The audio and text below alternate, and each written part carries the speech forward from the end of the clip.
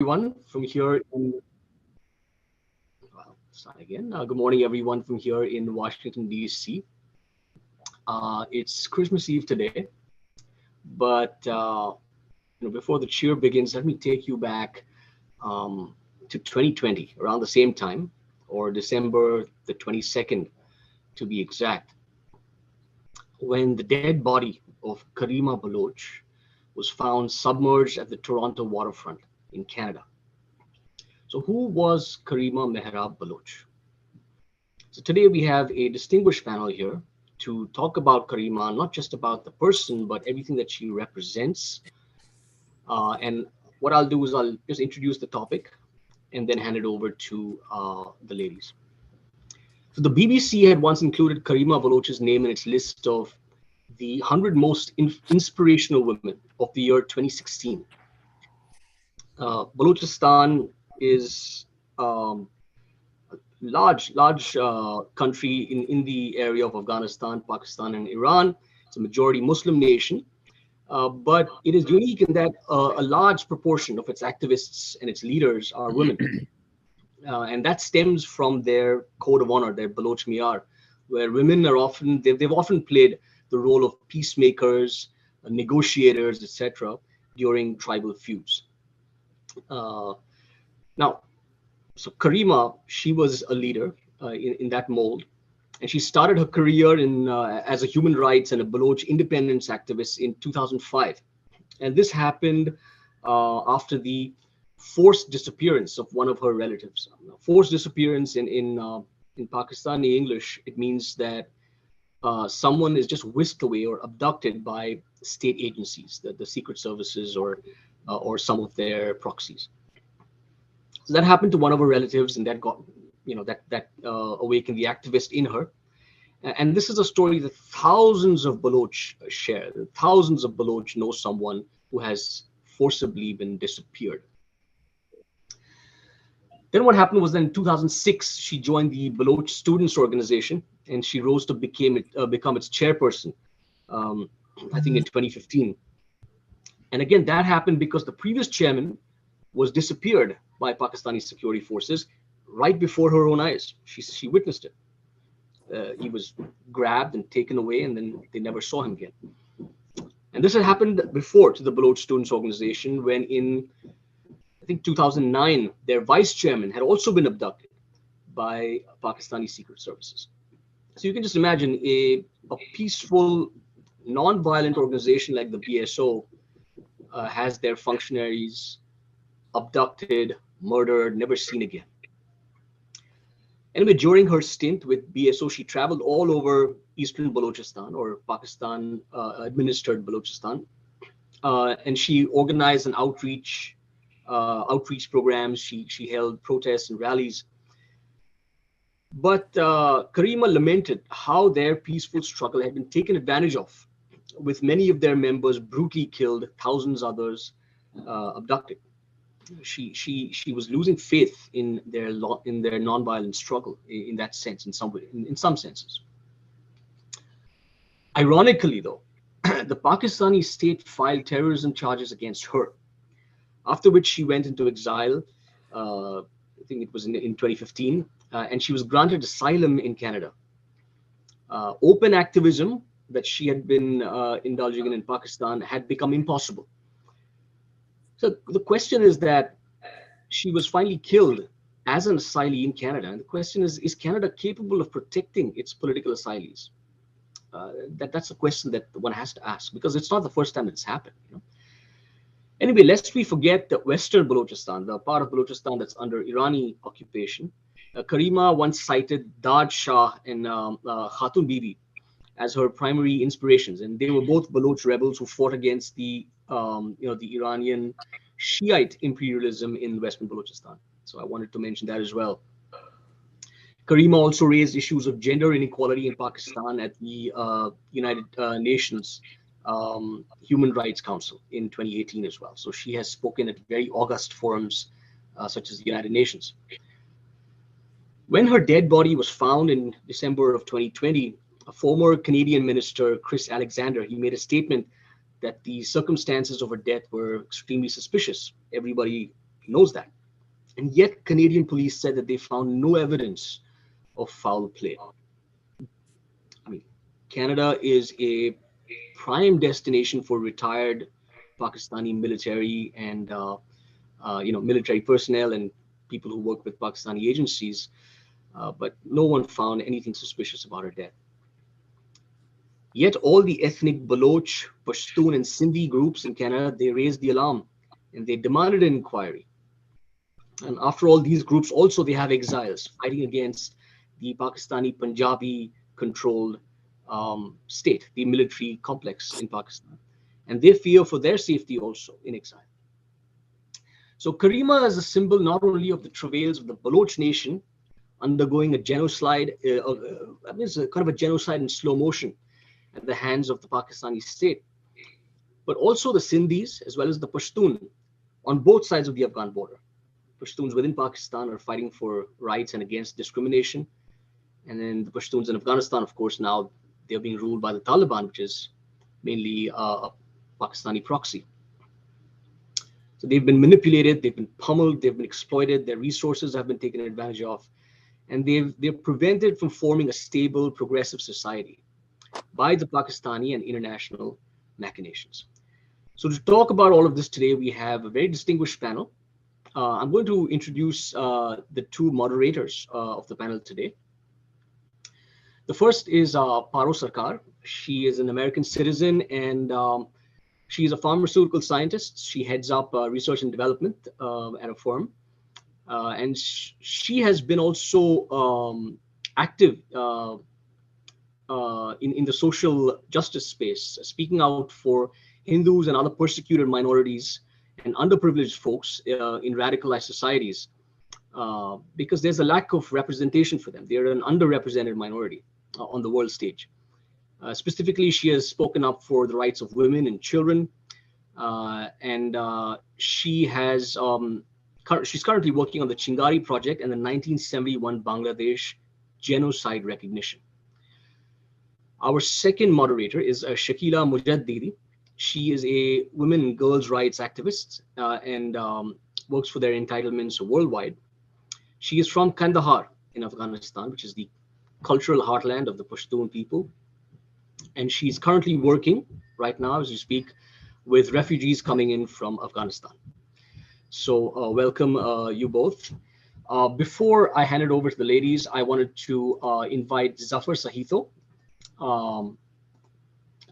to say a few words in welcome. He represents the Indus Freedom Group, which is hosting today's seminar. Zafar. Zafar, you're muted. Please unmute yourself. Namaskar, everyone, and thank you to all group members, our distinguished speakers and moderators, Kalbhai, Shakila, and Paruji. I am really thankful to you all for joining with us today to remembering Karima Baloch, a symbol of bravery, especially when it comes about a woman political leader from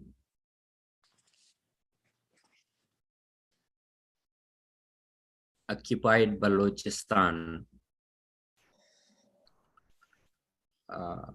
Today is also a political leader from Bangladesh and continuously here in United States of America, she is raising her voice to bring out the issues of Hindus in Bangladesh also and atrocities in Bangladesh with the people. Khalda ji has joined with us. She is working for Afghan persecuted communities, especially education of the girls and the current political crisis after takeover of by Taliban in Afghanistan. She is a strong voice here in Washington D.C. Mangaji, she's a well-known politician here in United States of America. She has ran for Congresswoman, and her focus especially is about women, children, and persecuted people in South Asia region. Our last speaker will be Professor Dr. Naila Qadri. She is the exiled Prime Minister of Free Balochistan. She has good insight about women leadership from Balochistan, not only from Balochistan, but from South Asia region. So she is going to give us insight about murder of Karima Baloch, which is still a mystery. Why we are remembering this day? Because I believe that women, political leaders, human rights activists, they are cream of society, especially when they are coming from suppressed nations, Sindhi, Baloch, Pashtun, Afghan, mostly victims of fundamentalism, tyranny, and in such societies where a man cannot openly come and do activism at that level. If a woman leadership is coming bravely and highlighting the case of persecuted people, the loss of such leadership is the loss for humanity. That loss we cannot fill, because creating a woman political leader in any closed society is work of years. World has to understand this, that we have not lost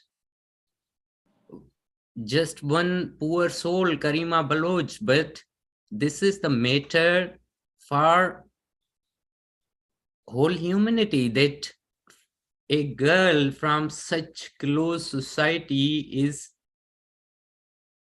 coming bravely, so bravely to international level and raising the voice for her nation.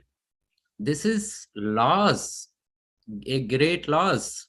Civilized countries, Europe, America, Canada, they must understand that these girls are not born every day. Such courageous girls in the society are not born every day. So we have to save, we have to protect, we have to raise the voice. All of you sitting here, I know how much pressure everyone is getting from Pakistani, Irani, Chinese agencies all the time, or Islamist groups. They are coming for us all the time. We are getting threats. All you speakers are getting threats. So the government officials in Western countries, Canada, United States, they have to understand that we are running for our life and coming to these Western civilized countries for saving our life. Not only just saving our life, but we are looking towards them for the betterment of region. But when we are killed here, this is really a big question mark. So these were few things in last. We will again bring some conclusion about these things, and I am really thankful to all you great souls for joining today from our Indus Freedom Council panel, and thank you, namaskar. Over to you, Okalbhai. Thank you, Zafar. I now call upon Shakila Khanum to please introduce our two speakers, Khalida and Khalida Nawabi and Priya Saha. Thank you. All right. Good morning, everyone. I know everyone is in different locations. First, to all that celebrate Christmas and this holiday, Merry Christmas. I hope you're celebrating with family, and I hope you have a great day. Khalida Jan, I would like to introduce her first. I've met her several times myself. She speaks, I like to believe, for those who can't speak for themselves. You know, women's rights is not just an issue here and there. I always believe this is a global issue, and Khalida Jan is always working on a global issue. I really appreciate her work. She works right now with a lot of women and women's education, which we greatly need, especially in Afghanistan, in a time which I think this is a crisis. I think everyone knows it's a crisis. I always pray that it progresses. It's not going to end. It's going to be a long journey. And we all hope that we're together in this journey, because there's a lot of people suffering at this moment. And most of them are women and young girls. Education in that part of the world is so important, and being at risk every day. And we just had colleges closed, so Khalida Jan has a lot of work to do. And I would also like to introduce Priya Didi. I met her in DC several times, and we had several great conversations. And I know, I hope my mic is on. Okay. I know that her work is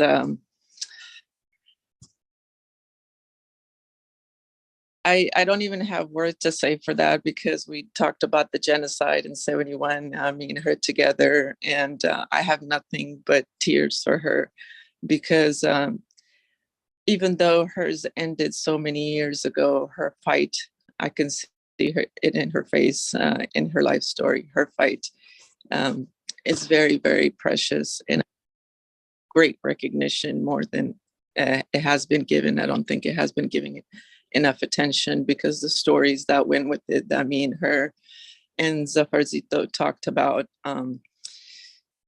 it gives me chills to this day, because I'm a child of war, and every child of war has similar stories. And you know, Zafar Zito just talked about, and one thing about all activists, we're all in danger.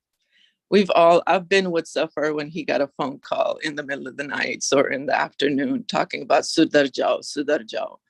I get thousands of threats.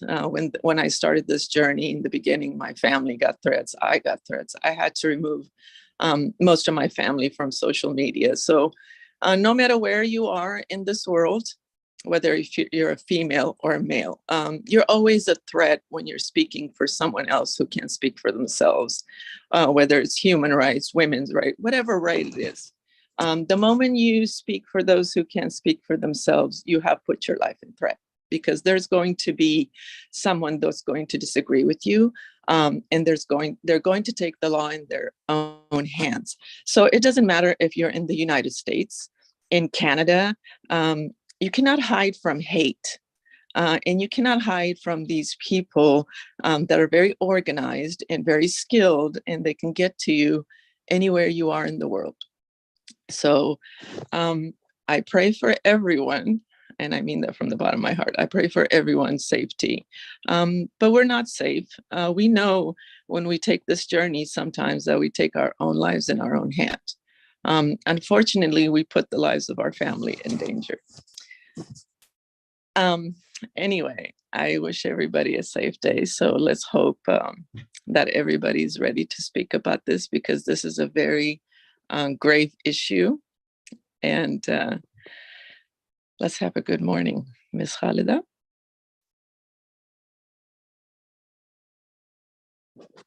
Is she here? Can you guys hear me?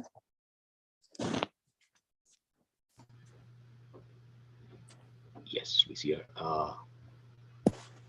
I'm here. Just hi. Good morning. Salam. Hi. It's good morning. How are you doing? I am great. How are you doing? I appreciate you. You're great. Thank you. Thank you so much. I first of all, happy Christmas to the followers of this day. And I don't know the location of everyone right now here, but here in Virginia, it's very cold. Yes, it's very cold. And I had the honor today to be a part of this event or program that Zafar and other Shakila Jan organized, and also the other participant. I pass my special regards to each one of them, and I appreciate their effort. Being a part of this activism or the rise of voice for others who cannot speak or who have not the chance to talk. I can understand that we lost Ms. Sakina as a woman activist, especially in the region where there is not easy to raise the voice, and especially to stand against the government and to appreciate like the right and wrong, to define who is wrong, who is right. But her life gave a sacrifice to others for their rights. We have not heard yet because she is no more in this world, but her effort will not be forget, and we will always remember her. Especially when it comes to the politics of the region, I feel very disappointed because in that region, especially in North, in Pakistan, there is always suppression of voices. Anyone who stands for their rights has been suppressed for many years, even from the day of the born or day of the independence of this country. And they always suppress, and they always want this, not minorities, but those people of the group that they want to have their rights or their rights has been violated. So we, as an Afghan and as Afghan women, I feel very disappointed by the recent announcement of the education ban in Afghanistan, especially not allowing our women and girls to go to school and work.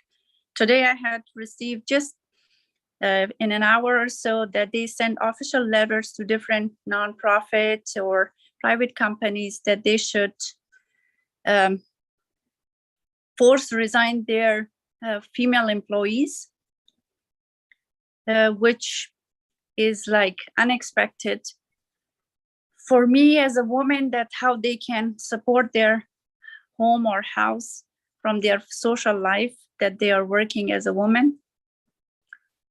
But this is the fate that some people work at the back of those people, which are usually Taliban at the first, the puppet of the political entity of foreign countries, especially my neighbors, Pakistan.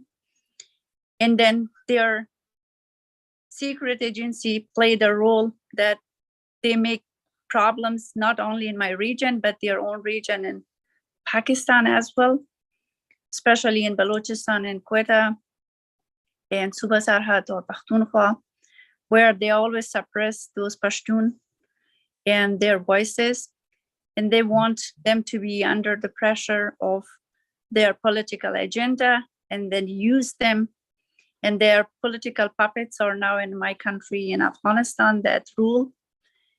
We are in 21st century, and education and employment has been taken for the women, from the women in Afghanistan.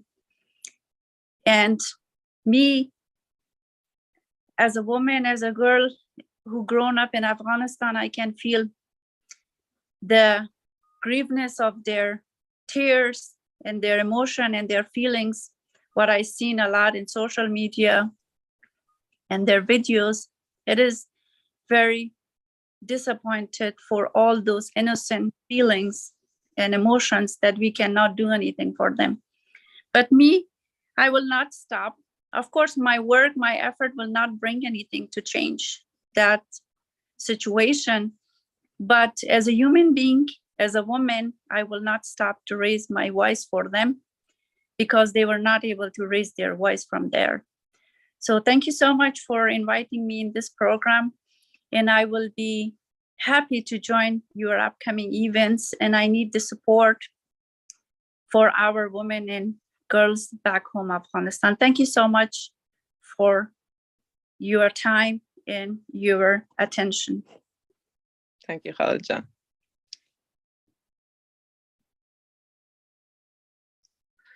Okay, and that was Khalida Jan. Thank you so much for your time, and she is correct.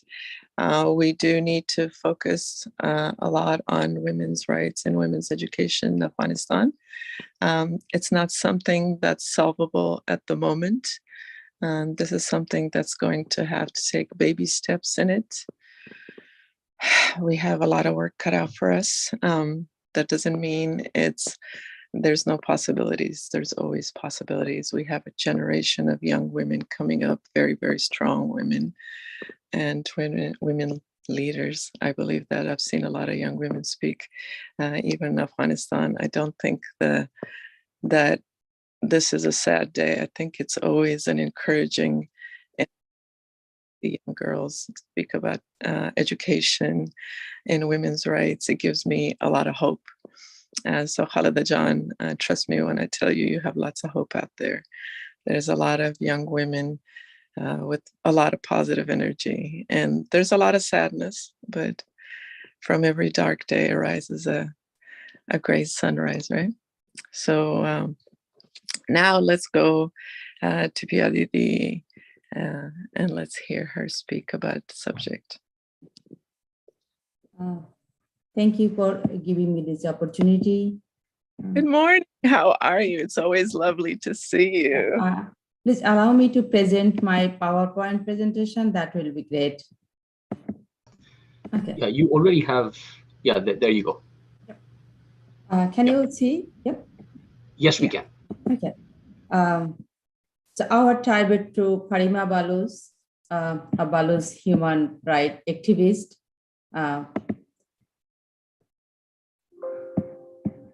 Okay, just a second. I'm running. Just a second. I'm sorry.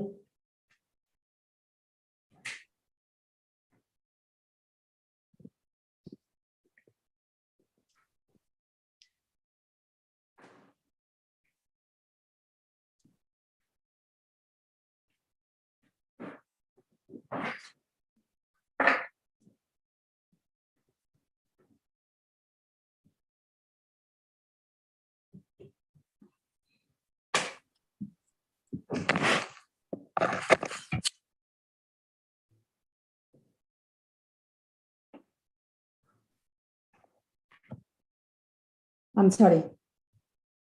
The first chair of the Baloch student organization, a political student organization, she had been advocating for rights of those in a region home to a long-running insurgency movement and raising the ongoing issue of enforcement and disappearance.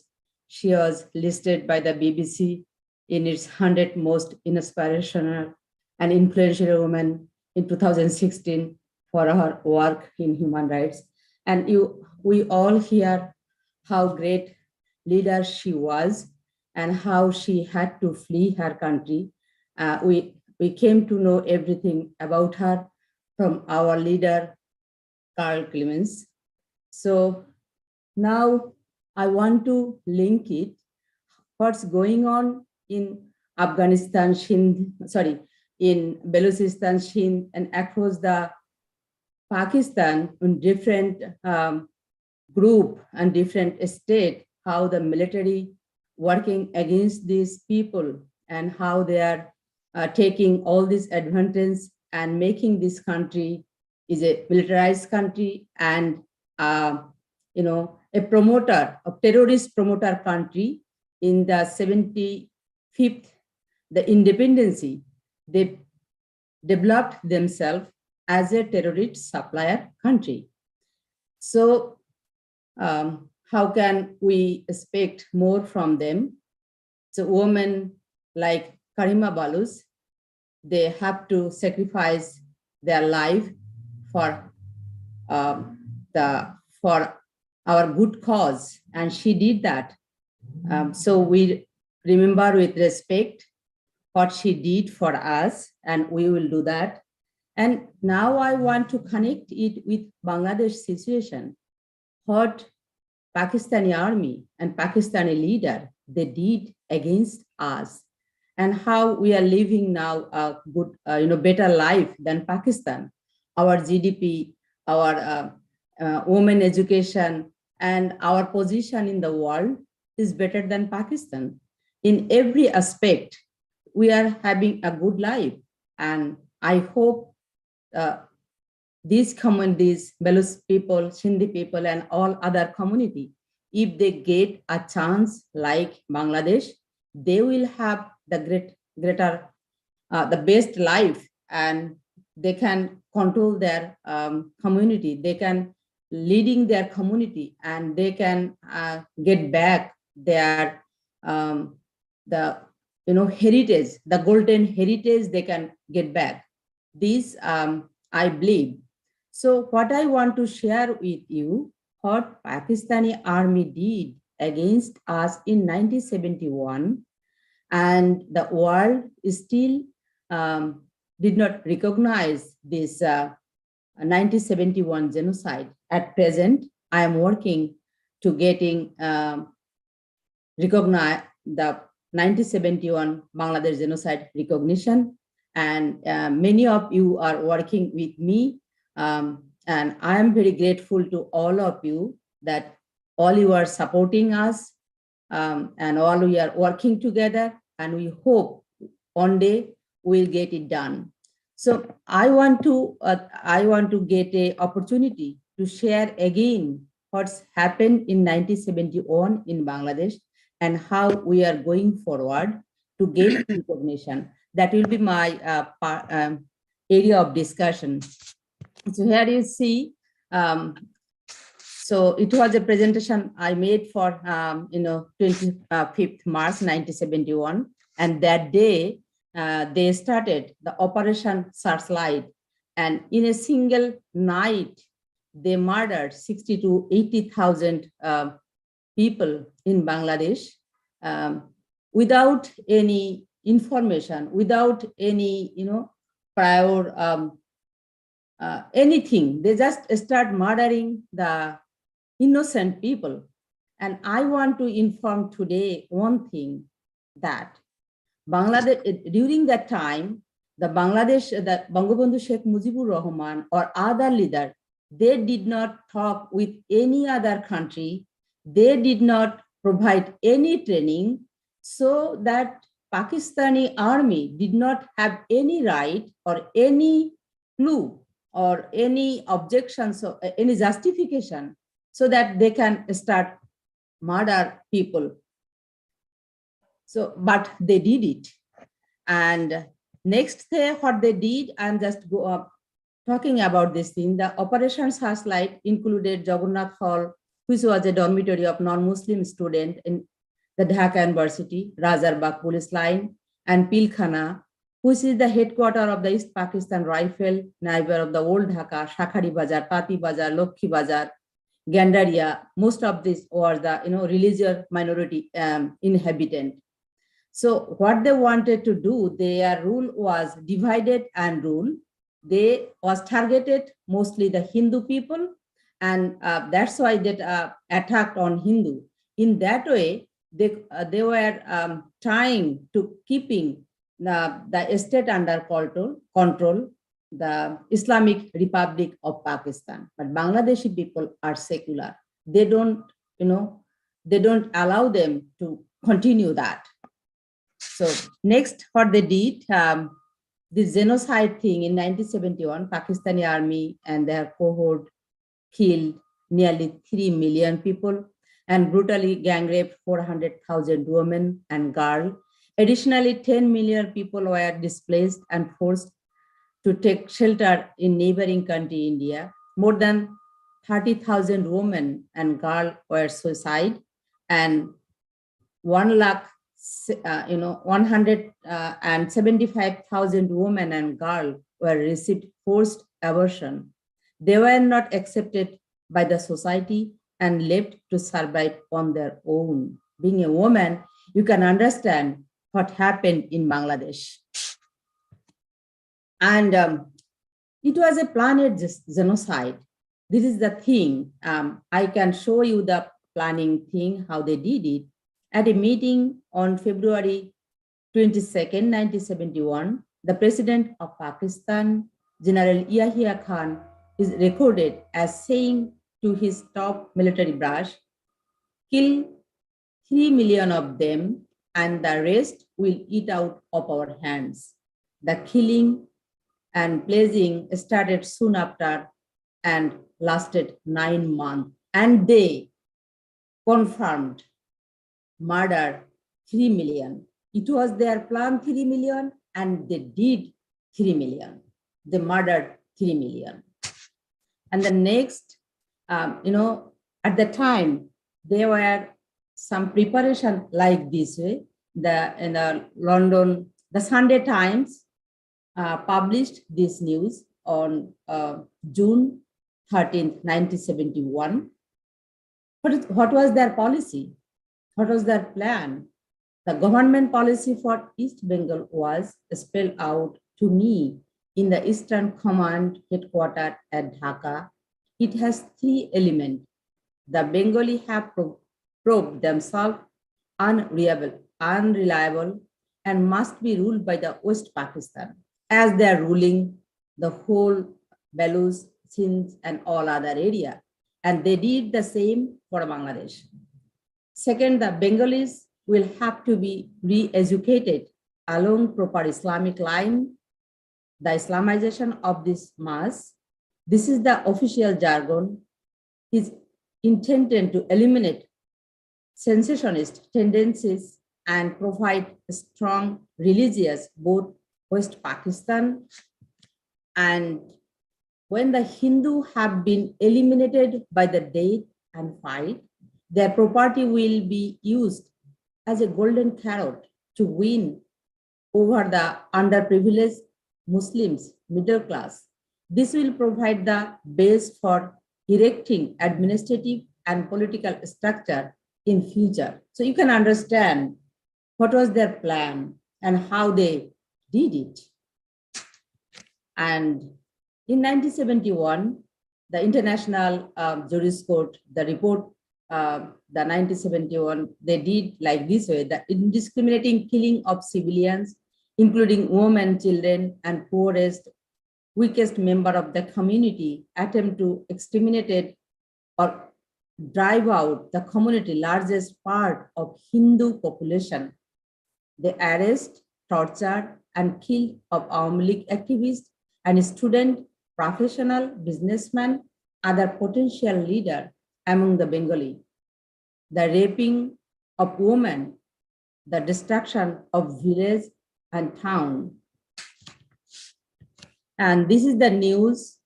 You can see the Hindu are the target army terror in the East Pakistan town, because they wanted, divided, so that the most people, the religion minority, the Hindu, and they show if we eliminated Hindu, you will get this land, this opportunity, everything, you will get that. So in that way, they wanted to eliminate the Hindu population and get control. It was a strategy to control over the Bangladesh part. And in November, Edward Kennedy, he visited in September and refugee camp in India, and he was a great person.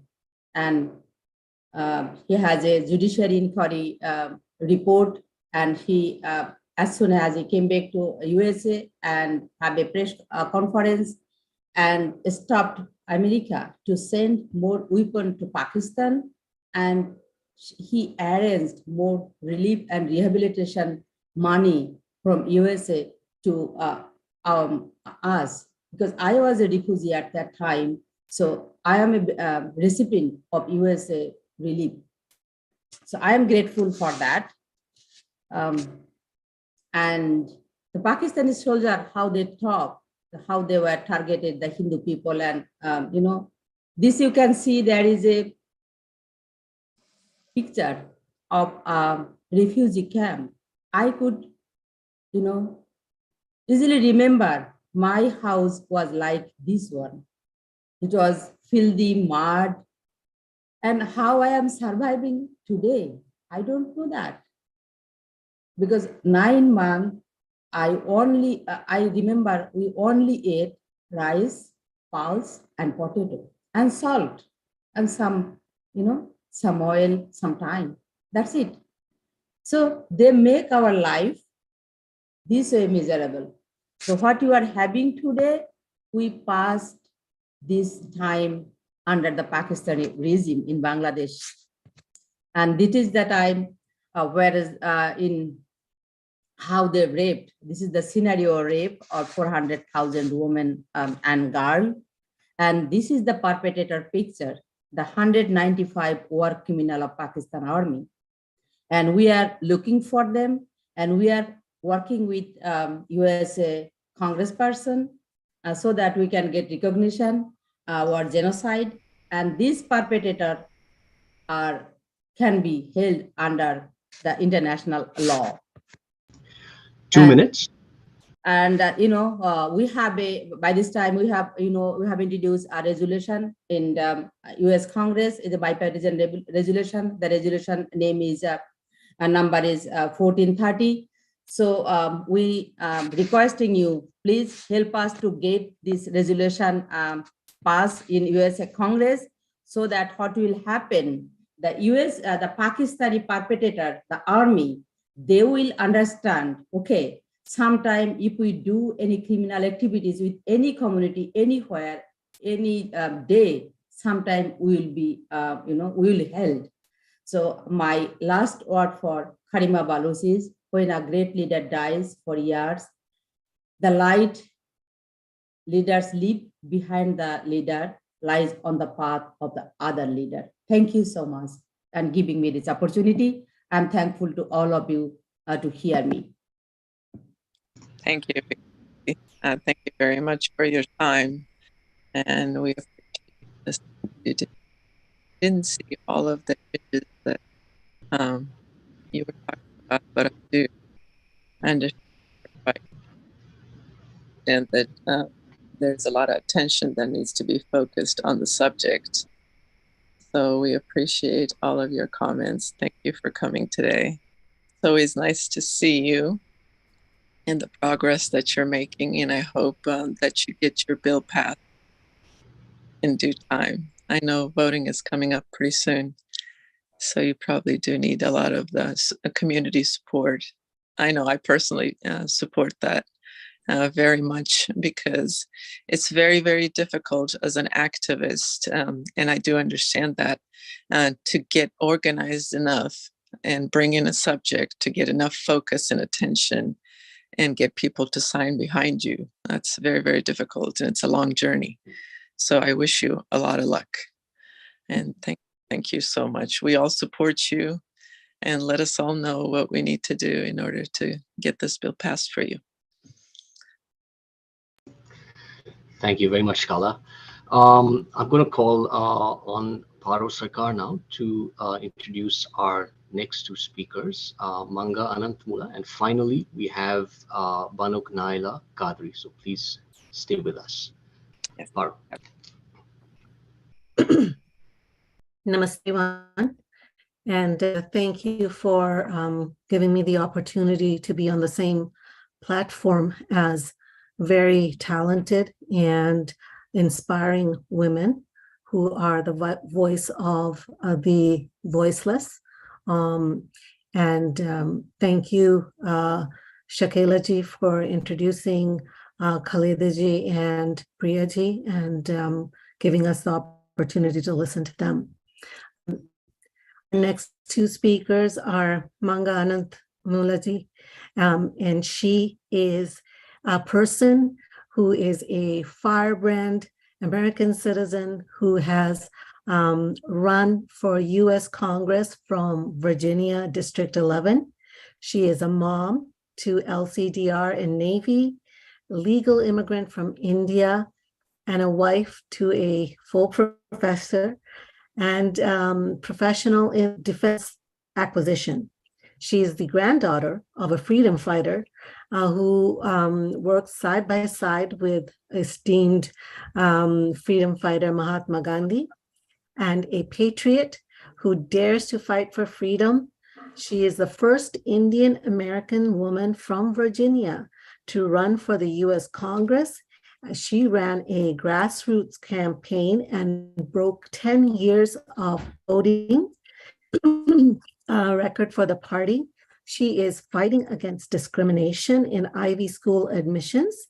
As a civil rights activist, she has called out the USCIRF Religious Freedom Act and is a religious freedom activist and an honorary guest speaker of the Gandhi Smriti Darshan Society, an empowerment on environment and global warming. She will also share with us her experience in facing down in person some of the forces that are present in American society that seeks to silence the voice of activists. So welcome, Mangaji. Our second speaker and our final speaker, of course, is our esteemed professor, Naila Kadriji, who has been a Baloch freedom fighter. She was the first female member of the Baloch student organization, and she has protested against the atrocities of the Pakistani government and advocated for Balochi freedom. She led the youth movement in Balochistan against Zia martial law. She has arrest warrants issued by the martial law administrator, Quetta, for leading protests against the death sentence of Hamid Baloch in 1979. And she was expelled from the government college as punishment for organizing the boycott of classes and blocking the Jinnah Road and for the release of Hamid Baloch. Naila Kadriji was the only Baloch leader who raised voice against Pakistan's nuclear tests. She has raised her voice in 1998, and now she is part of the diaspora voice to continue the movement for the liberation and people in the Balochistan region. So welcome, Nailaji, and I hope to hear and learn from you about how you draw inspiration. And thank you, Zafarji, for bringing us all together on this platform so we can be voices for each other. With that, I'd like to welcome Mangaji to share her thoughts and inspiration for our voices in this platform. Thank you. Namaskar. Good morning, everybody, for being here on this forum today to listen to us. And Merry Christmas to the entire world, where we are all celebrating the birth of Christ Jesus. And there are so many of us who had revered and followed the path of justice, we had followed the path of being righteous, and so close to Christmas, we all have to remember one thing. Why did Jesus die or crucified? For helping people around him. And we take the examples from our history. Why had Shivaji died? For who? For helping people. We have seen heroes in our history only being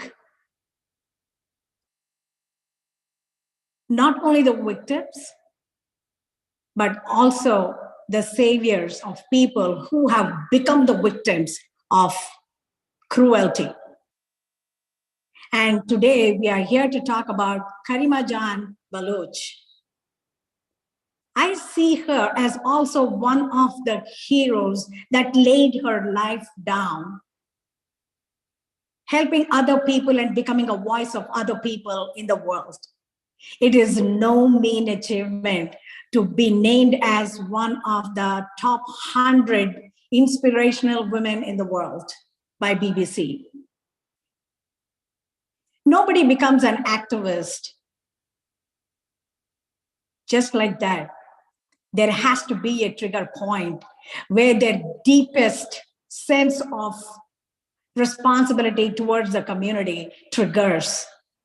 And that happened to Karima Baloch when one of her own relatives gone missing. And especially for women to become the role models and the freedom fighters and be standing up for women's rights is never an easy task. Because women have always been, even in the history, the target, because they are the weakest section of any community. The moment women are subjected to cruelty, the community gets terrorized, and they think this is the best way to control the entire community through fear and victimizing women and children. And I think that's where I think most of the women in this forum had resonated with. We have all agreed only by subjecting women and children to cruelty, they can take control of our minds, of the situation, and what they want to do. And we will never let that happen, because history also taught us that women are the strongest part of the community. Once we start fighting for our rights, there is no go back. And let's quote two great personalities that inspired me to become an activist. In the 17th century, Ahilyabai Holkar in the history has been one of the greatest women leaders of our times for social reform and justice. And then we also have the example of Jhansi Lakshmi Bai, the queen, at the age of 16. She was the first woman to have declared fight against our freedom, against British rule in India. So what has history taught us? Women are not weak, and we can be true leaders. And that is the reason why Karima has been killed. And now talking about shifting our focus to what led to killing of Karima. It's her courage. It's her courage to speak for the weaker sections of people, that is the women's rights and children's rights. And who has done it? We all know what our neighbor Pakistan harbors. May it be in 1947, genocide of Hindu women and children during the partition, or the genocide of 1971 of Bangladeshi women and children, or may we talk about the Kashmiri genocide in the Kashmir Valley. That is the latest Kashmir Valley. How did we all forget about Kashmir genocide? The world almost never talks about Kashmir genocide. And lately, what is happening with all the minority women in Pakistan? The Hindus, the Christians, the minority Muslims, they have all been the victims of forced conversions. There are about 2,000 rapes and forced conversions of Hindu and minority women in Pakistan every year. That means we have almost a rate of at least 3 women a day. And my experience being an activist and going forward and raising my voice against the atrocities done toward women in Pakistan, in Baloch and Gilgit areas, I confronted Ambassador Masood Khan in Washington, D.C.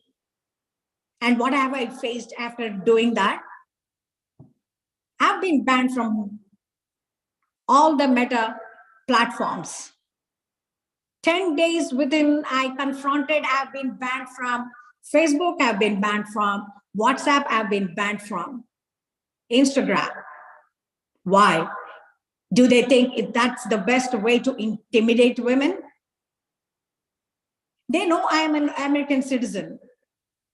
I cannot back off, nor be threatened by Pakistan. So the best way they can do is to confront me. They cannot confront me face to face. So the best way they can do is to ban me from social media, to cut me off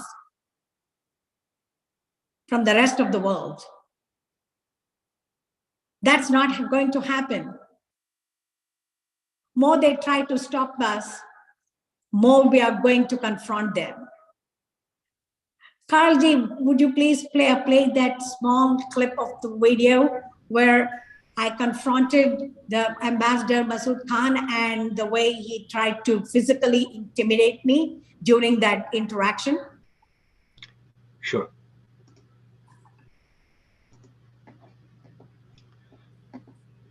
Is my screen visible? Yes.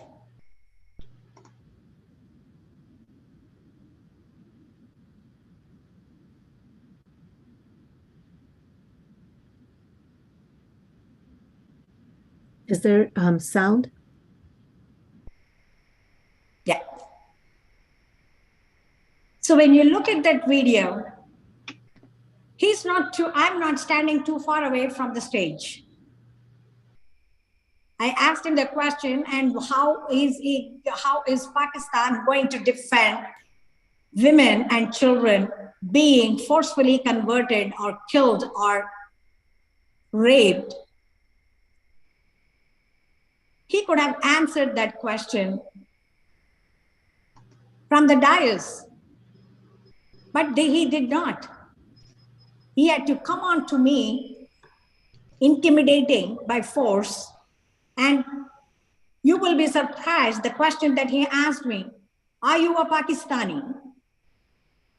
What is that supposed to mean when an ambassador, instead of answering my question, asked me, are you a Pakistani? Should that have made a difference? Probably. But fortunately, I am not a Pakistani. And unfortunately for him, he has to swallow that bitter truth. If a strong women activist like myself and others are being intimidated, Is that a strong message that we will be silenced? No, we will not be silenced. And it is just not in the Southeast Asia that women are going through this kind of victimization. Now let's look at our own United States. Of course, we are not being victimized to that extent that what women are going through in Pakistan,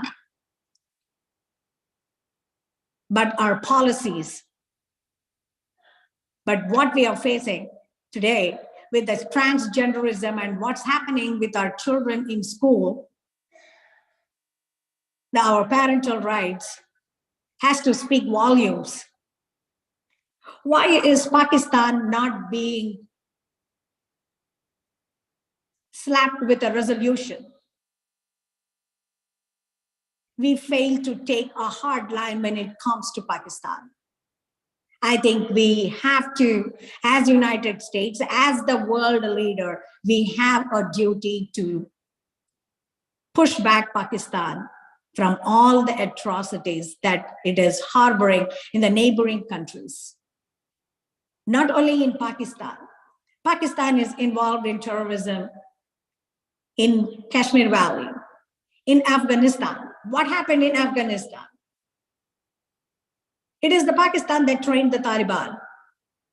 And Taliban was the one that killed 2,000 American soldiers. And what has Pakistan done to stop terrorism? The harboring of terrorism goes on and on and on and on. And now coming back again to our United States and our women's rights, with this transgenderism, are we all not supposed to start fighting for women's rights in the United States, where we call this our home? And 2023, let's focus on 2023, because it's going to be a very crucial year to defend families, parental rights, and the future of our children. In every community, women and children are our first victims of any change that people want to make. Today is the time we focus not only on women's rights in the Southeast region, but also focus our efforts and do something internally. And 2023 is going to be the election year for school boards, and that's where we make a huge difference, bringing back our culture, bringing back our family rights and parental rights, defending our children. We will not allow our girls to be subjected to transgenders using the same bathrooms in the schools. We have seen rape cases in our districts, and we need to protect our own children and girls in this country also. I request all of you esteemed activist women to also start focusing on the school board elections coming in 2023, because we don't focus on who we are putting in power. We don't have a way to counteract and stop the things from happening, to protect our own children and families. And I request you all to join me. And I really thank Zafarji and Clement and everyone who are on this board today for making this opportunity, for refocusing and talking about Karima Jan, brings out some facts that intimidation doesn't work. Pakistan has always been harboring that kind of intimidation. Otherwise, even Ambassador Khan should not have tried to intimidate me and ask me the question, are you a Pakistani? That speaks of volumes. For us to change the political environment, we need to be engaged in elections, and we need to start electing the right people to power. And that is the key to survive. Thanks for having me on this forum, and my thanks to Zafarji for organizing this. And my heart goes to Karima Jan's family.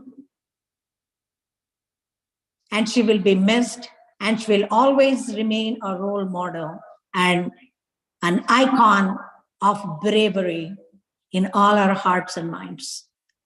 Thank you. And I truly respect and I feel honored to even talk about Karima Jan today. And have a wonderful Christmas and holidays. Thank you. Thank you so much, Mangaji, for that inspirational talk and sharing with us your experience as an activist and the challenges you face. I do want to make sure that Professor Naila Kadriji has enough time to give us the background on how the Baloch people are fighting, how women are at the forefront, and also to let us know how we can help. Connecting with folks with like-minded priorities is the first step, but we do need to show up for each other as many venues as we can. And those of us who are American citizens really need to put pressure on our government and ask accountability for the millions of dollars of aid that go into Pakistan. 200 million in this current bill that was passed for gender equity studies. How are we going to find out where that's going? So with that, I would like to invite Professor Naila Kadriji to educate us more on the Baloch struggle and what the people of Balochistan are facing and how we can help and participate and be there for them as well. And Professor has already apologized that she may not be able to be on camera due to some issues. So we will get to hear her voice. Please, Naila Kadriji, whenever you're ready.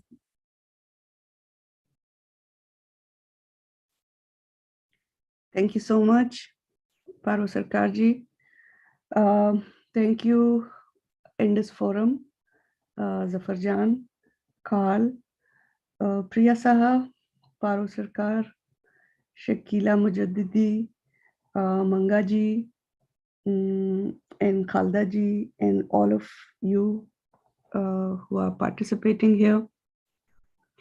Actually, let's celebrate the great and brave energy of Karima together.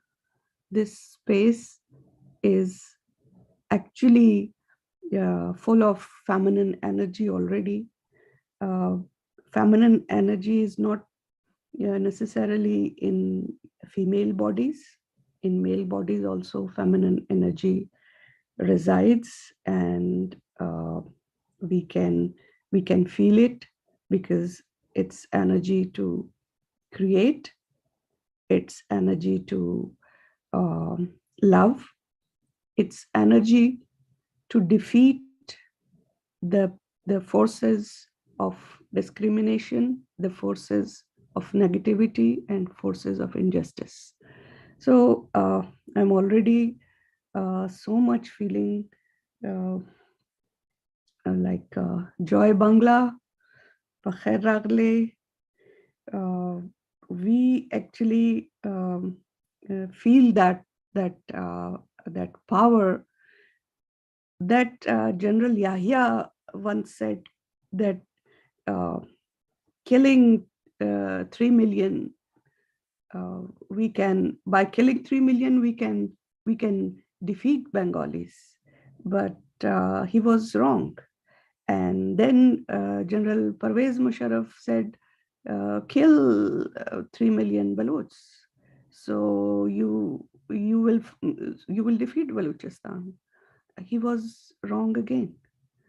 And they are just a killing machine, just a machine, rapist machine, a rapist army, a group of thugs in uniform, mercenaries who can do anything for dollars, who can sell anything for dollars, including their own families. And these are the people who are actually the base or the foundation of all the terrorism around the globe. Wherever there is any terrorist action in the world, you scratch it, and then you will find Pakistan Army there. Wherever you go to Africa, you go to Arab, you go to Western world, you go to India, you go to Afghanistan, you go to even in China. They are the people who train and send people to their best friends, their so-called best friends, China and Iran. And Chinese and Iranians also do the same. So same kind of people are dealing with each other. And we, the civilized world, we don't know where to go. It's not that in one night, what happened in Dhaka, 100,000 people got killed, the professors, the students of Dhaka University. But it was not the first time. It had happened by Taimur in Delhi. It happens every day in Balochistan. They are coming with Chinese drones. They are coming and with Iranian drones. They are coming and bombing with US and French and British jets on us. The way they are torturing our people, 55,000 plus Balochs, including women and children, are missing, abducted by Pakistan Army. The way they torture, they have issued videos where they are torturing Baloch women. They are torturing Baloch young men. And the ways they are doing is the same they have learned, or the techniques they have given training by the US Army.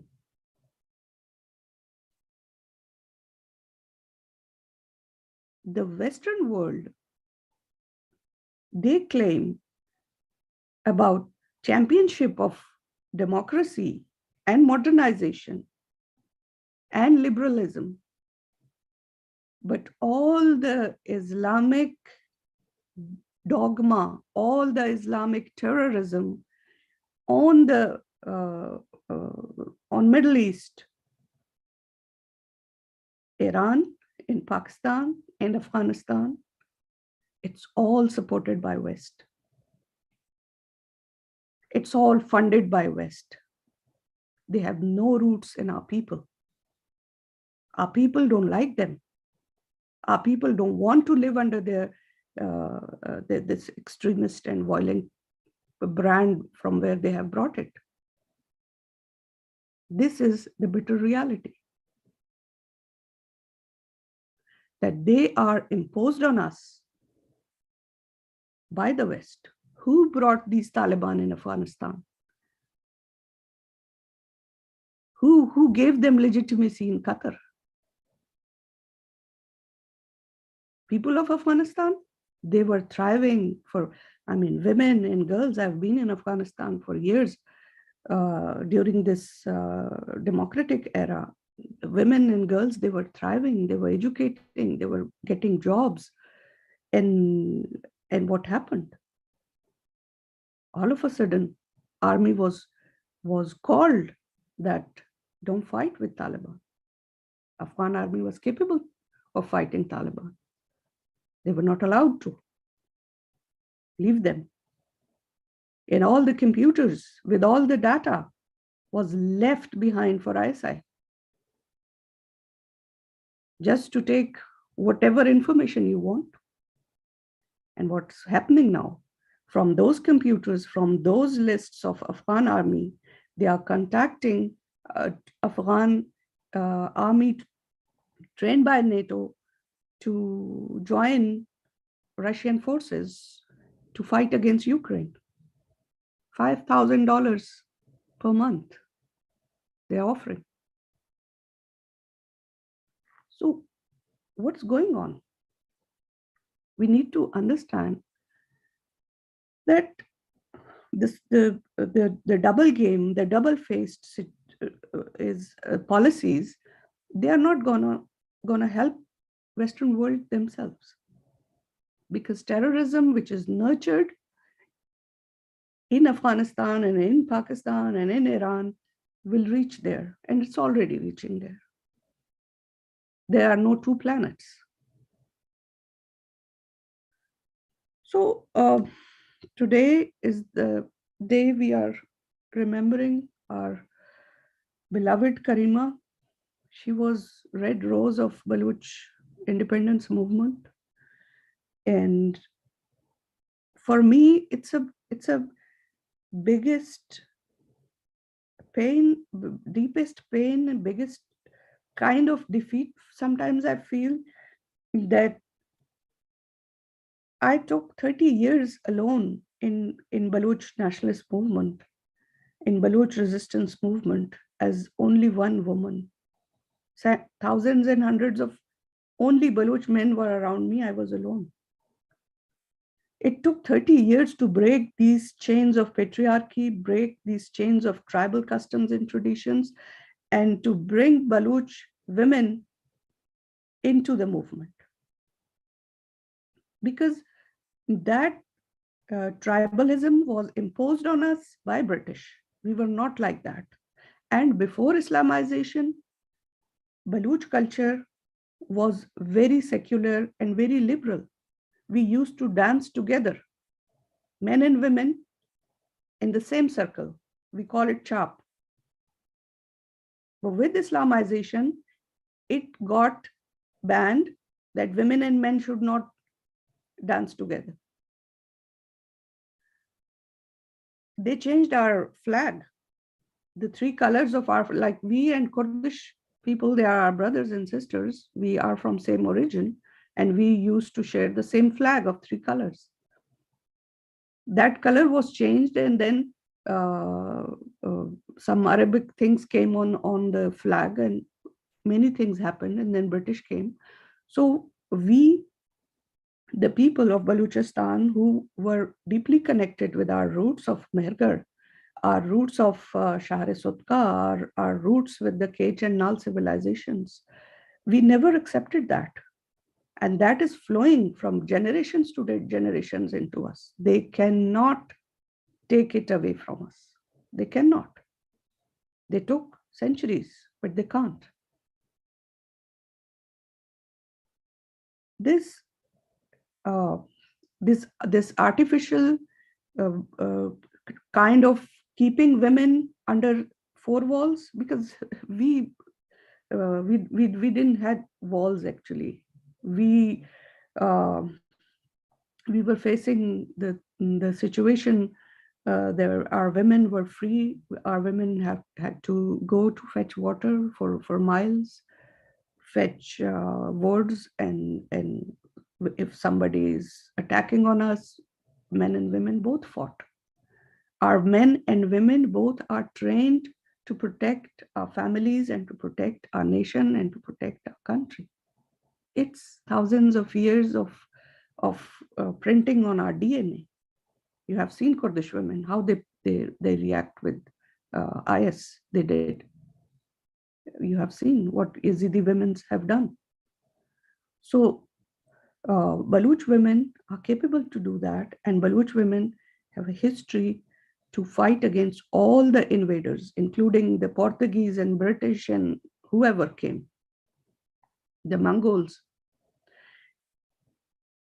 And we are fighting against the invasion of Pakistan. And we are fighting against the invasion of Iran. Actually, this movement, today's independence liberation movement of Balochistan is led by Baloch women actually on ground. If you see protests, if you see marches, if you see whatever is going on, Baloch women are at forefront. And that is the real spirit, the real feminine spirit of Mehergarh. Mehergarh, 9,000 to 25,000 years old civilization, layer by layer at one place in Balochistan, was a matrilineal society. A society where there was creation, there was science, there were town planning, there was dentistry, there were chemistry, there was geometry, measurement of time. 25,000 years ago, measurement of time.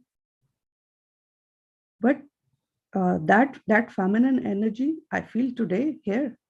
I mean, if Zafar and Carla are sitting with us, I can feel that feminine energy in them too, because they can connect, they can love, they can create, and that is feminine energy. So when we see that there was an interview of the notorious mass murderer, the dictator Pervez Musharraf, from Dubai to Pakistan's media, he said that the Baloch descendants and the others who speak against Pakistan army and they speak against all this, so they should get killed. And there are techniques that no one can reach you. So it's his interview on media, and it's available till today.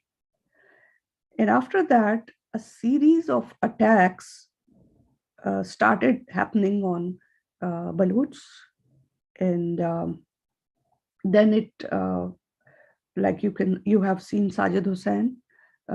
Before Sajid Hussain, in the same University of Uppsala, Sweden, our very prominent researcher and writer Arif Barakzai got killed. He was thrown from his window, and there were no evidence. The Swedish government found that what happened to him. And then Sajid Hussain, he was missing for around 51 days, and then his body was found in in a river. And then Karima Jan, her body, she was missing for 1 day, and then her body was found in a water lake, in a water body again. And after that, another Baloch activist, Saqib Karim, his body was found near a shore in Baku, Azerbaijan. All three were protected people. All three were from the families who were very committed and who were very vocal in Baloch liberation movement, and their families have received many martyrs, and many of the family members were abducted by Pakistan army. So they were targeted, and one like we never accepted that they did suicide. There is no justification, because for example, Sajid Hussain, he was nephew of Waja Ghulam Muhammad Shaheed. So Ghulam Muhammad was head of BNM, and he got killed by Pakistan army. And so Sajid Hussain, when he was in Balochistan, he did lots and lots of journalism to portray what Pakistan is doing on Baloch people. And then he was in Africa, very difficult life he was living there. He didn't commit suicide there. He didn't commit suicide when he was face to face with Pakistan armies. What can I say there? So how he can commit suicide when he has given protection in Sweden? He is he's given scholarship, and his family was near to join him. The happy days were coming after decades of pain and miseries, and it is out of question. And same with Karima. Karima has seen Dr. Khalid's body, her beloved uncle's body, bullet ridden. Karima has seen many of her very close friends whisked away, abducted by Pakistan Army, like Zakir Majid, the chairman of BSO, and then the second chairman of BSO, Azad Zahid, and many of Shabir, many of Raza Jahangir got killed. She has seen so much, and she was herself. She was by anti-terrorist force and anti-terrorist court. She was given, I think, 2 years of imprisonment actually, and there she is not committing suicide. And when she comes to Canada and she's studying in Toronto University, and she got married with the man she liked, and we met in Geneva, and she came to me with her pretty smile, and with our Baluchi traditions, like the youngers, they kiss elders' hand. She kissed my hand and I kissed her forehead, and we were so happy to be together. Mama Kadir was with us, and Munir Mengal was with us. We were together, and I said to her that I see chairperson of BNM in you now. You are you're gonna lead Baluch National Movement now. You have done so good for chairing BSO Azad in very difficult times. And she was smiling. She was ready, and it's out of question. But she was receiving threats. We all are receiving threats, like Khalda Jan told us that we all are receiving threats on daily basis. Yes, she received a threat that you are gonna receive a Christmas gift for your deeds. And before Christmas, she received that. And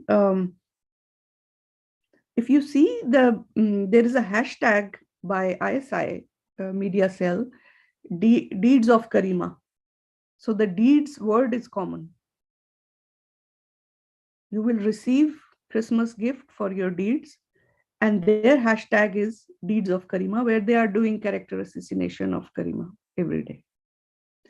So this, when like we have showered emails and social media messages to Justin Trudeau, to Canadian police, to Canadian law enforcing agencies, that this is not suicide. You can't keep her in a freezer and go for your Christmas holidays. It's a murder.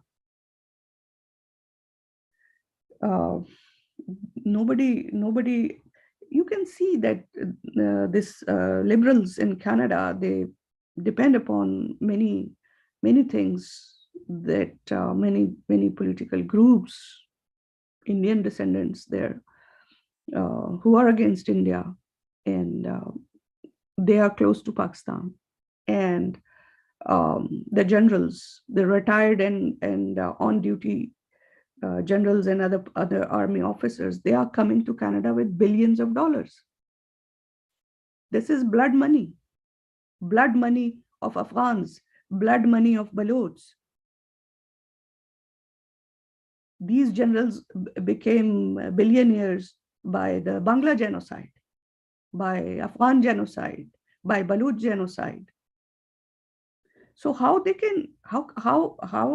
Canadian government can allow this blood money flowing into Canada. And the people, like Mangaji said, that in Sindh or other areas of Pakistan, if 3 women are converted daily, and she's right, they can be more than 3 because many cases are not reported. Baluch women are getting raped. They are not reported. They are repeating what they did in Bangladesh. They are repeating in Baluchistan. And we have seen one Maulvi Idi, Sattar Idi, his Idi Foundation, he was the person who took Afghan young women during war and smuggled them to Arab sheikhs and gifted them to Pakistan Army. And he is known as the most noble man in Pakistan. So this is the actual real face of Pakistan. What they are doing in Sindhu Desh, they are actually trying to vacate those lands from the Hindu Sindhis, the indigenous Sindhis. They are terrorizing them by conversion. This conversion is state-backed conversion. This conversion is military-backed conversion. This is not something people are doing. People can never do that. People can never think of that they can do this to their neighbors, to their sisters, their friends. It's not people-to-people thing. It is state-backed terrorism on Sindhi Hindus, because they are sons and daughters of Sindh soil. They are the sons and daughters. They are the owners of Sindhu Desh, actually. So they don't want them. And the young people of Sindhu Desh under Pakistan, every day you will see the young people are abducted and they're tortured. Their mutilated bodies are found there. So Sindh is bleeding. Baluchistan is bleeding. Pakhtunkhwa is bleeding. The Saraikis, they are not Punjabis. Actually, Punjabis are the minority of Pakistan who are ruling and persecuting the majority of Pakistan. Just because they are the militant, the same kind of people who were on horsebacks and who invaded India time and again. They are the same people. They are the notorious Satans of the history. They are surviving. And today, US and West are supporting them. They are putting money in these terrorists, these mass murderers, these rapists. How we can get together? We know that Karima was not the last one. All of us are facing, all of us. Yesterday, Zafarjan just sent me the link of this Zoom and I tweeted it, and within, I think, 5 to 10 minutes, it was hacked. They have a cell on me. ISI cell just works on me. So people are getting salaries and people are getting benefits. Just I am alive, and they can get more to stop me, to silence me. And not me, all of you. And hundreds and thousands diaspora who like directly they can't, but they have the ways to do. And the naive, innocent, or ignorant, what can I say? These Western governments, they are not understanding what's going on. Karima's body had no sign of violence. So obviously it's suicide or accident. Sajid Hussein's body had no sign, so it's suicide or accident. Saqib Karim's body had no sign, so it's suicide or accident. But what about this Waqas Goraya? the hitman they sent, he was caught because maybe Waqas Guraya is a Punjabi and they have links and they have families in the army. We Balochs, we don't have. There are people who can tell them that somebody is behind you, get into a hideout. We don't have. But we know anytime they can come to us. A UK court has given sentence to that hitman. It is proven that ISI has done. He got money for that, head money for Waqas. 2 minutes. There are civil death squads like Al-Shams and Al-Badr, if we remember. We can't forget them. Their crimes. They are civil death squads of Pakistan Army in Balochistan and in diaspora also. So we should join hands and we should think that how United States, US Congress, how we can go, how we can use these instruments if we have. Mangaji is with us, Paroji and Khalda and Priyaji, Karl, Zafar, you all can help us, guide us.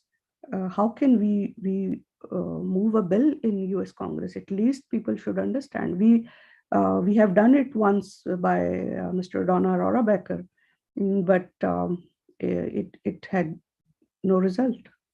No result we got. But we had a history that a bill of independence of Balochistan was in US Congress.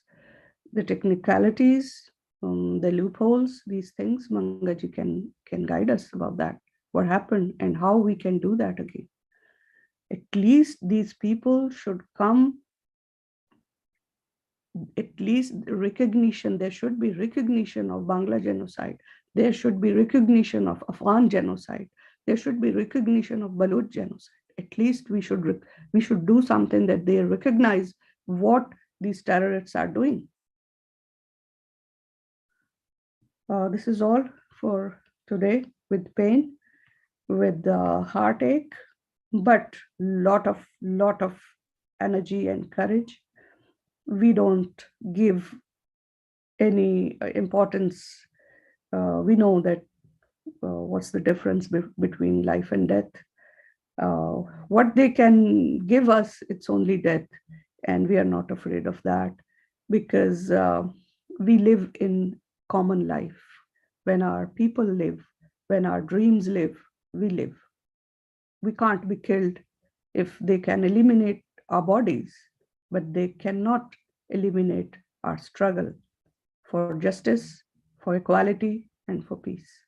Thank you. Thank you, Professor Naila Qadriji. That was extremely powerful and moving, and a lot of thoughts to contemplate on how we can lift each other up and further this message of freedom. There is a lot of work for us to do for those of us who are residing in America as American citizens. I have the good fortune to be directly in touch with Zafarji on the ground and Shakila-ji and also Priya. So we just need to keep on propagating these messages. We need to hold our lawmakers accountable for the measures that they're taking in providing aid. And we need to really be able to talk to the key issues in Afghanistan right now, what's happening to the women, and taking education, which is really a great equalizer for everyone, and taking that away from them. Absolutely not. We can't stay silent on that.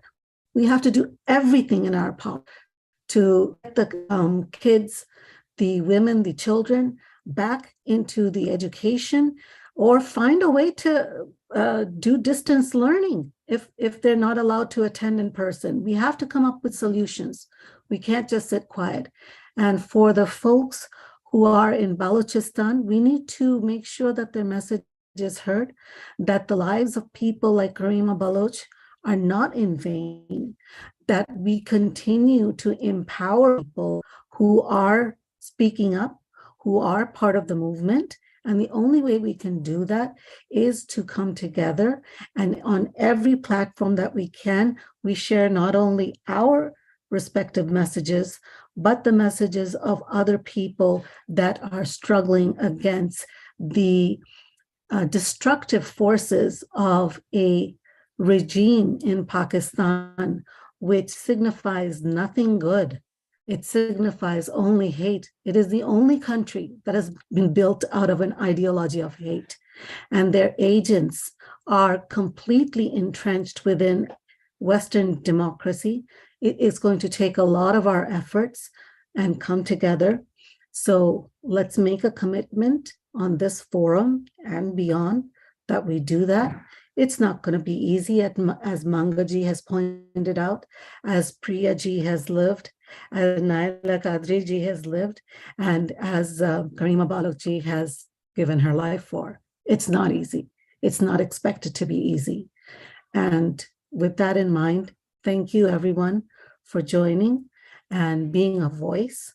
And we hope that we can further our voices and amplify our causes so that together we become a formidable force.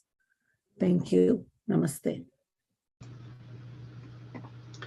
Thank you very much, Paro.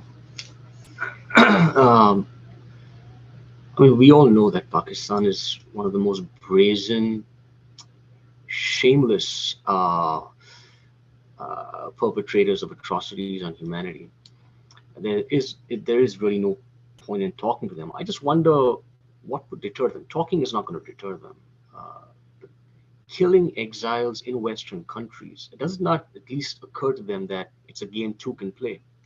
If they're going to, they're going to target their dissident exiles in Western countries, someone else might decide to bump off a few important Pakistanis, settle in a cushy retired life in Western countries. What happens then? Where does this really stop in their minds? But one point that every single speaker came back to was to shine the light on the West. The reason that Pakistan is, or the Pakistani elites are so brazen, is because they seem to have some kind of assurance that they can get away with this from the powers that be. Even if you look at refugees from Afghanistan who've been coming, my brother, his family, they hosted.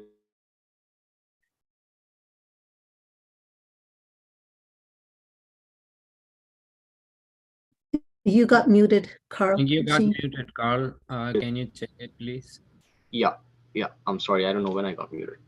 But I was suggesting that just in terms of the trust that people, not just in the region, but across the world have in Western governments, it matters a lot. And I was talking about Afghan refugees, some of whom my brother hosted when they came to the US. We heard their stories. So many of them still stuck in Afghanistan. If you compare the way Afghan refugees who put their lives on the line collaborating with the US, if you compare the way they were treated compared to, say, Ukrainian refugees, there is no comparison. Are Afghan refugees lesser human beings? Considering that they risked so much to help the US, they should have been given priority treatment compared to the Ukrainians, but that's not what we see. So there is a crisis of confidence in the West's espousal of values of democracy and human rights and liberalism, because in many parts of the world, and especially in South Asia, their support and their policy seems to favor the exact opposite, forces that stand for the exact opposite of those values. So I think it's time that we shine the light on Western governments. And the thing is that we understand that geopolitics is a game of chess, but the fact is there's an entire generation of people in Balochistan, Afghanistan, India, who will not forget this. And it will impact international relations going forward irreversibly. And that's a very important thing to keep in mind. At this point, I'm going to invite Zafar Sahito to give us a vote of thanks. And after the recording, I would ask everybody to please stay for a minute. We would like to take screenshots before we let you go. Thank you. Thank you, Kalbai, for such wonderful, event. You always are there for us. I think I will be in touch with Dr. Naila Kadri because she is in Canada. So last year we did a lot of programs about Karima Baloch, not only in Sindh but here also, and I protested at Canadian consulate here in Houston also about fair and just investigation about Karima Baloch. We all know that Pakistani army intelligence agencies and Iran and China, they are evil nexus and they are together. And believe me, I know that China has hand in assassination of Karima Baloch. So like we can make some resolution or in help with Karima Balochi, and of course with Naila Balochi, and we will get some lawmakers or some kind of suggestions from Mangaji also, because she knows very well the law and rules here. Khalda is a lawyer attorney now, so we can get the help of her also. And Priya Didi, she's in Washington, so we can get through some people in government offices, because it is not just only the remembering Karima Baloch, but we have to come with some solution. And I will request Dr. Naila Kadri ji that she lead this case for fair investigation, or we can reach out Canadian Parliament and lawmakers over there, and we ask them to file a case against China, Pakistan, and Iran together, and we should demand for an independent investigation so the justice can be delivered, not only for all persecuted leadership and people from oppressed nations of the South Asia region, but our lives are also matter of concern. Our lives matters too. Tomorrow same thing can be happen with me. I just posted this event 2 days yesterday. When I posted it openly, someone I set out came on social media, and he said to me, "Oh, before it was Karima Baloch, and now you have to wait for your fate." So it is alarming. It is very alarming, and I want to appeal United States government, intelligence agencies here, and all human rights organizations who are working internationally, and they are claiming that there should be no injustice with the people. They have to come. They have to come forward and listen the voice of voiceless people. We we we we are not came here in America or Western countries are mostly political leaders. They are coming to in exile. They are not coming for the lives. I had my properties. I have my everything. If I will go back, I have everything in my country, but unfortunately, my country is exploited and it is under control of an elite class military establishment or Punjab dominated Pakistan. So we are not only just fighting for ourselves, but we are fighting for the world civilized nations too. So that was the point. I will reach out Dr. Naila Qadri ji, and hopefully we will do something not only about Naila Qadri, not about Karima Baloch, but we have to come forward to help each other, to take care of each other, and so we can reach out lawmakers here and international organizations, not only for security but for our cause of right to self-determination of Sindhi, Baloch, and Pashtun nations, and all the atrocities and genocide which Pakistan has committed. They must be bring to international law of court of justice. Thank you, everyone. Paruji, it was amazing. Shakila, Khalda, Mangal Didi, Priya Didi, everyone, thank you so much for today joining and on this short notice. Our lives matter. So with that one, namaskar and happy holidays to everyone. Take care of you guys. Just one thing, with your permission, we have formed a panel of lawyers in Canada to reopen the case and do the deep investigations. Actually, I just share with you guys, it's not for